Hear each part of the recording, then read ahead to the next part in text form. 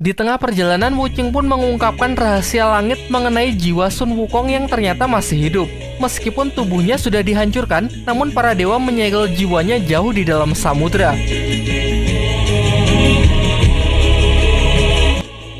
Singkat cerita, sampailah mereka di pesisir pantai Cina Selatan. Terlihat pilar-pilar raksasa yang digunakan sebagai alat untuk menekan kekuatan Sun Wukong, mencegahnya agar tetap tersegel. Berdiskusilah mereka untuk memutuskan siapa yang akan menyelam untuk membebaskan Sun Wukong. Biksu Tong dan Patke tak berpengalaman sedikit pun, apalagi Wuching yang merupakan siluman pasir yang tak tahu apa-apa soal laut. Namun Bailang bukanlah satu-satunya harapan karena ternyata Aose juga sangat mahir dalam menyelam. Bahkan kekuatannya akan meningkat drastis jika ia berada di dalam air. Belum selesai membujuk Aose, mereka pun dikejutkan oleh kemunculan Raja Naga Laut Selatan beserta ketiga putranya berniat menghadang mereka. Terlihat Aose yang seakan menghindari pertemuan tersebut, karena terungkap kalau Aose punya masa lalu yang kurang menyenangkan dengan mereka. Diceritakan Aoi Long, putra sulung dari Raja Naga Laut Selatan, dahulu sering sekali membuli Aose saat masih kecil. Bahkan sekarang pun masih sama, ia merendahkan Aose dengan kata-kata kasarnya. Sedari dulu, Aose ini hanyalah pecundang yang tak berguna, bahkan sampai mendapatkan kutukan menjadi hewan peliharaan milik Biksu Tong. Mendengar hal itu sontak membuat Aose sangat marah. Ia pun kemudian mengeluarkan kekuatan terkuatnya untuk memulai pertarungan. Akan tetapi Biksu Tong mengambil alih pertarungannya dan menyuruh Aose agar fokus saja menyelam untuk menyelamatkan Sun Wukong. Sedangkan Bailang sudah lebih dulu masuk ke dalam air. Berbeda dari kebanyakan film Wukong yang menjadikan Biksu Tong sebagai beban, di sini diperlihatkan Biksu Tong dengan kemampuan fightingnya yang lumayan bisa diandalkan. Dengan cepat putra sulung dari Raja Naga bisa ia pukul mundur. Aose yang bergegas masuk ke dalam air sempat dihadang oleh Raja Naga. Raja Naga pun mencoba menyerang mentalnya dengan mengatakan bahwa Aose adalah aib bagi klan naga karena sikap liarnya. Beruntung dengan sigap pula Biksu Tong berhasil mengatasi Raja Naga sehingga Aose sukses masuk ke dalam air. Meskipun putri dari Raja Naga yang bernama Aoling bergegas menyusulnya. Di dalam air, Bailang sempat panik karena sudah banyak prajurit Istana Naga yang menghadangnya. Di saat itu juga Aose muncul membantu dan berhasil mengalahkan mereka semua. Sedangkan Aoli yang tadi menyusul ternyata hanya mengamati mereka saja. Aose pun juga berkata bahwa ia tak ingin menyakiti Aoling. Kembali ke permukaan, diperlihatkan Biksu Tong yang sangat kewalahan melawan fighter sekelas Raja Naga. Berulang kali ia mendapatkan pukulan telak hingga terlempar ke dalam air. Wuching pun tak tinggal diam, segera bergerak cepat untuk menebang pepohonan di sana, lalu melemparnya ke Biksu Tong untuk dijadikan sebagai pelampung, mengingat Biksu Tong yang tak bisa berenang. Raja Naga lalu mengatakan kalau pilar-pilar ini bukan hanya digunakan untuk menekan kekuatan Sun Wukong, namun juga melemahkan jiwanya agar Sun Wukong tak bisa dilahirkan kembali. Tentu mengetahui hal itu membuat Biksu Tong sangat emosi. Ia pun mengungkapkan penyesalannya dulu ketika ia merapalkan mantra untuk membantu para dewa menangkap Wukong. Pertarungan rode kedua pun ia mulai. Diperlihatkan Biksu Tong yang mulai bisa mengimbangi Raja Naga, bahkan setelah Raja Naga menggunakan zirah petirnya.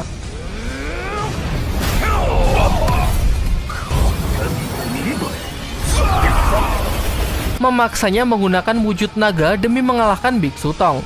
Di waktu yang bersamaan, Patke juga tengah serius bertarung melawan putra kedua dari Raja Naga. Tiba-tiba terlihat satu persatu pilar di sana yang mulai runtuh. Dan benar saja, karena di dasar laut, Aose berhasil menjalankan rencananya menghancurkan pilar-pilar tersebut. Sementara Bailang yang sama sekali tak bisa membantu, diberitahu Aose kunci untuk menggunakan kekuatan roh naga Yuzong yang ada di dalam dirinya. Hal ini ternyata berkaitan dengan latihan yang diberikan Biksu Tong sebelumnya mengenai ketenangan pikiran. Untuk menguasai roh naga, Bailang haruslah menenangkan pikirannya dan bersatu dengan alam. Sampai akhirnya dengan arahan dari Aose, Bailang pun berhasil mengeluarkan kekuatan roh naganya untuk membantu menghancurkan satu persatu pilar tersebut. Melihat kekuatan Bailang sedikit mengingatkan Aose dengan sosok Yuzong yang dulu memiliki hubungan dengannya.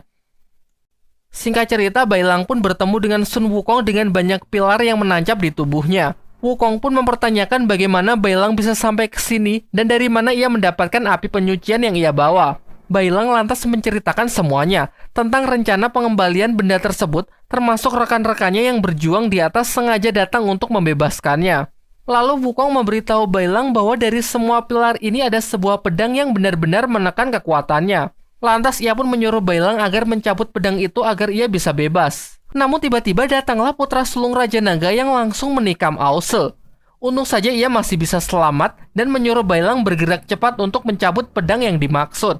Aoling kemudian juga datang tetapi malah mempertanyakan mengapa kaum naga harus tunduk kepada perintah langit. Dari sini Yilong pun menjelaskan rencananya yang ingin menaklukkan seluruh istana naga dari keempat penjuru.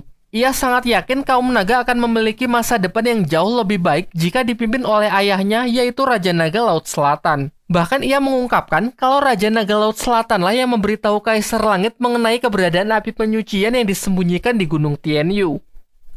Sementara di atas, Raja Naga menghentikan serangannya, karena yang ia lakukan sejauh ini ternyata hanya untuk mengulur waktu. Dan benar saja, tak lama setelah itu datanglah sang jenderal perang Kerajaan Langit Dewa Erlang bersama para pasukan langit.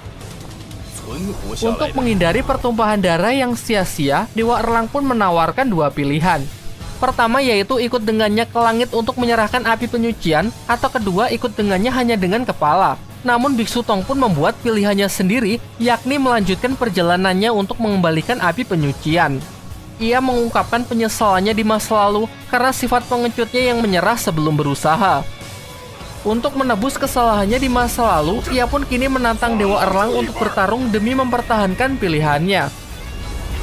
Dilancarkanlah serangan pertama. Dewa Erlang menggunakan tombak apinya langsung melesat ke tubuh Biksu Tong. Serangan itu terlalu kuat yang membuat Biksu Tong terluka. Beruntung serangan kedua berhasil Wuching Tangkis yang datang membantu gurunya.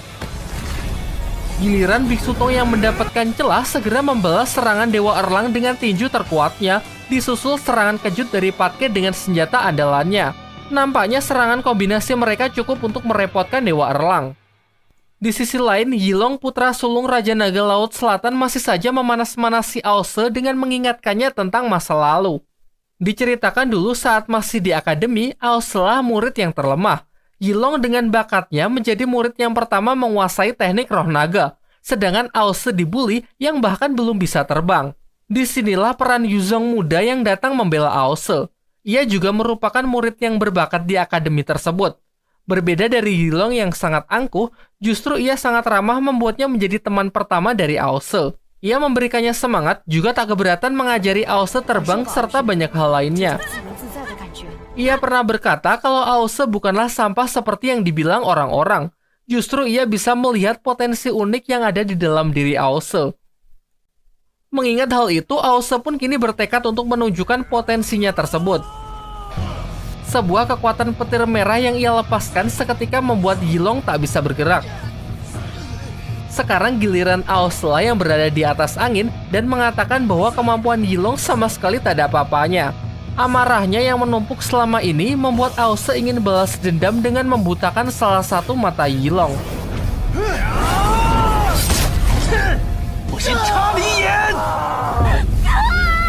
Namun tiba-tiba datanglah kakak Aose yang merupakan putra sulung dari Raja Naga Laut Timur untuk menghentikannya.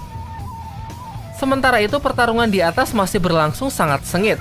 Patke berhasil mengalahkan beberapa prajurit langit meskipun putra kedua Raja Naga ikut melawan. Patke dengan kekuatan penuhnya mampu membunuhnya.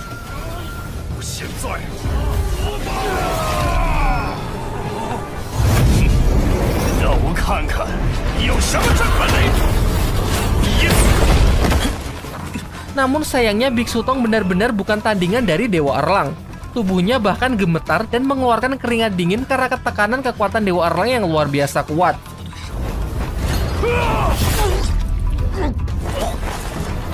Di sisi lain, Bailang berhasil menemukan pedang segel persis seperti yang dikatakan oleh Sun Wukong. Sekuat tenaga, Bailang pun berusaha mencabut pedang tersebut sehingga akhirnya jiwa Wukong pun bisa terbebas.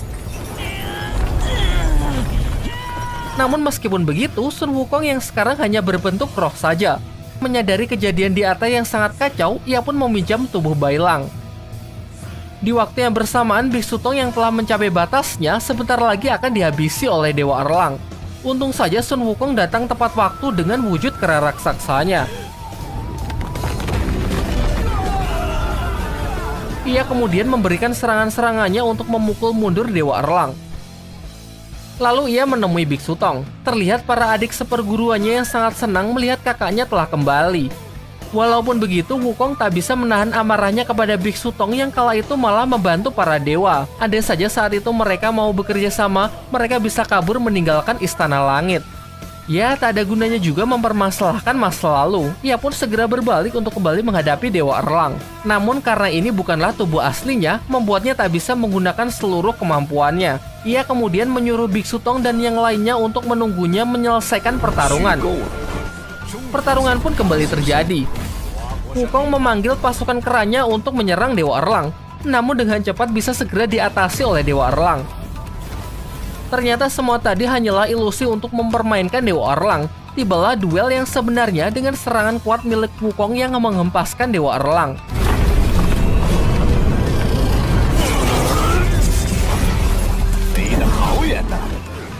Berulang kali mereka pun saling jual beli serangan.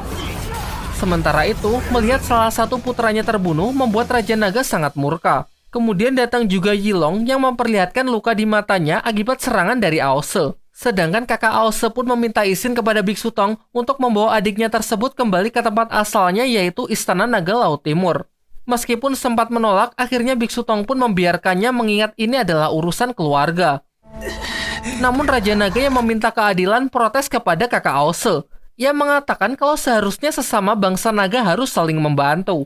Namun kakak Aose pun malah mempojokannya. Ia berkata bahwa ia sama sekali tak tahu mengenai Sun Wukong yang disegel di tempat ini.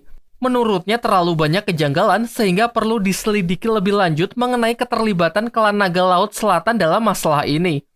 Ia pun akhirnya membawa Aose segera pergi ke tempat asalnya, yaitu Istana Naga Laut Timur.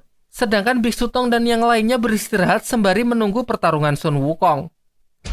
Sebagai jenderal tertinggi, jelas kekuatan tempur dari Dewa Erlang tidak diragukan lagi. Sementara Wukong sama sekali tak diuntungkan karena tak bisa mengerahkan seluruh kekuatannya akibat batasan tubuh Bailang yang ia gunakan. Ia pun memanfaatkan berbagai kecerdikan dengan mengubah dirinya menjadi ribuan Wukong mini untuk menyerang Dewa Erlang dari segala sudut. Sayangnya Dewa Erlang bisa mengatasinya dengan sangat mudah dan malah mengatakan trik murahan seperti ini bukan apa-apa bagi dirinya. Hingga akhirnya Wukong pun mendobrak batasan dari tubuh Bailang dengan berubah ke mode kera raksasanya. Berhasil menghajar Dewa Erlang bertubi-tubi. Semakin kesal, Dewa Erlang pun yang awalnya tak ingin menggunakan kekuatan penuhnya, tak ada pilihan lain. Lantas serangan terkuat dari tombak apinya ia keluarkan yang mampu menembus pertahanan terkuat milik Sun Wukong.